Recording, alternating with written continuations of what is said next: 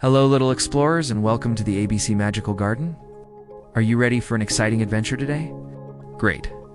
Let's step into a world where letters grow on trees and our best friends are amazing animals. Look over there. What's that hopping near the apple tree? It's Archie the alligator, and he's found the letter A. A is for alligator and A is for apple. Can you say A with me? A? Fantastic. Now let's tiptoe a little further. Whoa, do you see that? It's Bella the bear, and she's bouncing by the bluebells.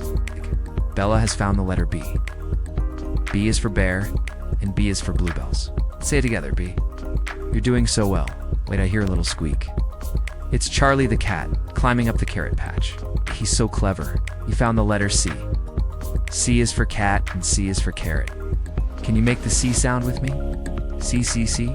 Perfect. Our journey is just beginning. What's that waddling near the pond? It's Daisy the duck, and she's discovered the letter D. D is for duck, and D is for daffodil. Let's all say D. Awesome job. And soaring high above us is Edgar the eagle. He's pointing his wing to the letter E, nestled in an evergreen tree. E is for eagle, and E is for evergreen. Let's shout E together. E. Wow, you've learned so many letters today with our wonderful animal friends. We met Archie the alligator with the letter A, Bella the bear with the letter B, Charlie the cat with the letter C, Daisy the duck with the letter D, and Edgar the eagle with the letter E. Learning the alphabet is so much fun when you have friends to help you. We have so many more letters to find and friends to meet in the ABC Magical Garden.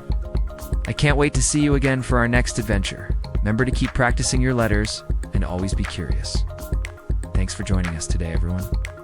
Do you want to forget to hit that like button and subscribe so you do want to miss our next trip to the Magical Garden? Bye for now.